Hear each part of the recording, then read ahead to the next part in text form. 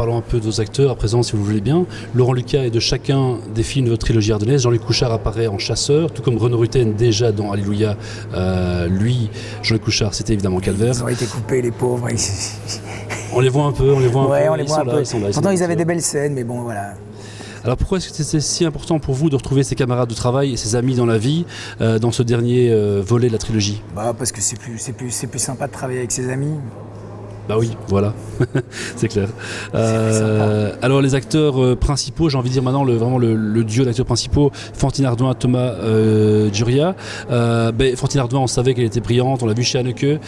Thomas Guria était lui nominé au César du meilleur espoir il y a peu l'année passée. J'ai envie de demander pourquoi vous avez choisi ces deux acteurs-là et comment vous avez bossé avec un duo d'adolescents. C'est une première, je pense, pour vous de bosser vraiment avec un duo d'adolescents au premier. Oui, j'avais travaillé avec des enfants déjà. Sur Alléluia, j'avais travaillé avec Pili, qui était petite à l'époque et qui a bien grandi depuis. Et aux États-Unis, j'avais travaillé avec une gamine aussi incroyable, qui est devenue une jeune femme aujourd'hui. Le travail avec eux deux a été remarquable pour moi, en tout cas.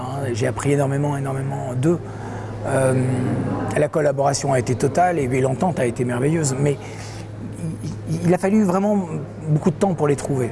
Fantine, ça a été assez immédiat. Immédiatement, j'ai vu le potentiel, la beauté de Fantine, son regard, la force, la puissance et puis l'exigence qu'elle a. Et puis déjà, elle a beaucoup d'expérience, elle a une grammaire, elle a une vraie grammaire d'actrice déjà, elle a un bagage, donc elle est déjà actrice, elle est déjà consciente du métier qu'elle va faire longtemps à mon avis et qui va l'emmener à mon avis très très loin. Le rôle de Paul était beaucoup plus délicat pour moi parce qu'il fallait quelqu'un qui soit pur. Et c'est la grosse surprise du film, il est vraiment pur. C'est ça, et donc j'ai cherché beaucoup, j'ai vu beaucoup de monde, j'ai vu beaucoup de gamins et un jour c'est un pote qui tient un site américain que je connais un peu et qui m'a envoyé un message, qui avait vu mon annonce et qui me dit je viens de voir un film à Venise, c'est jusqu'à la gare, vois le film parce qu'il y a un gamin là qui est exceptionnel. Et heureusement je connaissais l'agent du gamin et je lui ai envoyé un message et je lui ai demandé de m'envoyer un lien. Elle l'a fait, elle m'a envoyé un lien, j'ai vu le film, j'ai trouvé le film remarquable et puis après j'ai vu le gamin, j'ai vu Thomas et j'ai demandé de pouvoir le rencontrer, il est venu avec sa maman.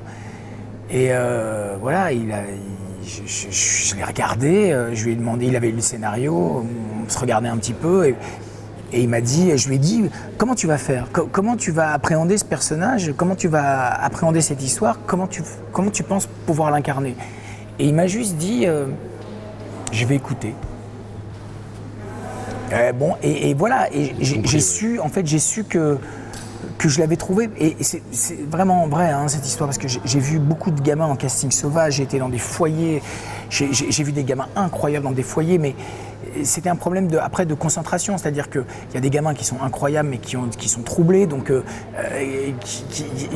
et donc il me fallait des guerriers, il me fallait des gens, et Thomas et Fantine, tous les deux sont profondément des artistes, c'est-à-dire qu'ils ont une conscience aiguë de leur... ils ont une implication artistique très forte. C'est pas, je ne leur vole rien. Ils sont là profondément entiers et avec toi, quoi. Ils t'accompagnent. Après, il y avait des différences, bien sûr, entre eux. Fantine était plus réservée au début. Il a fallu, je trouve, la porte d'entrée pour qu'elle s'abandonne complètement, qu'elle s'offre complètement. Et donc, j'ai trouvé cette clé. Et puis, je l'ai emmenée loin et en totale confiance. La seule chose que je leur disais chaque fois, c'est: les gars, je suis là, je suis absolument là pour vous retenir, quoi qu'il arrive, mais vous avez la responsabilité de vos personnages. C'est la seule responsabilité que vous avez, donc vous êtes responsable et vous me communiquez vos problèmes si à un moment donné vous pensez que mon personnage ne peut pas faire ça ou ceci ou cela. Et donc c'était très collaborant. Et puis après c'était un été magique et on s'est bien marré en fait, vraiment, parce que c'était dans les scènes très très physiques et très dense qu'on arrivait vraiment à s'amuser. Et ils aimaient ça, quoi. Ils aiment ça. Alors un mot sur Mona Poulvord, qui a lui aussi fréquenté le collège Saint-Paul-de-Godin, qui a joué dans un autre film très, pas biblique du coup, mais catho, je sais pas, le Tout Nouveau Testament, là on le retrouve dans Adoration, donc c'est différent bien sûr. Différent, mais... Un mot sur Benoît, nouveau venu dans votre cinéma. Oui, bah, j'espère pouvoir travailler avec lui, même si c'est parfois un peu compliqué, mais il est dément dans le film. Il est incroyable. Moi, je l'ai jamais vu comme ça. Hein. Il faut venir voir Adoration. Hein, si vous voulez voir des bons acteurs, un gamin prodigieux, une gamine magnifique, ben, venez voir Adoration. Ça me fera vraiment plaisir. Et puis si vous voulez pas, c'est pas grave. Vous le reverrez, vous le téléchargerez un jour. Merci Fabrice Duels. Avec joie.